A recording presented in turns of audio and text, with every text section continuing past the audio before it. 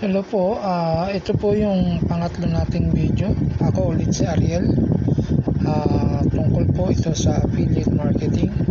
Ang tanong po natin yung pangatlo ngayon ay, how can I become an affiliate marketer?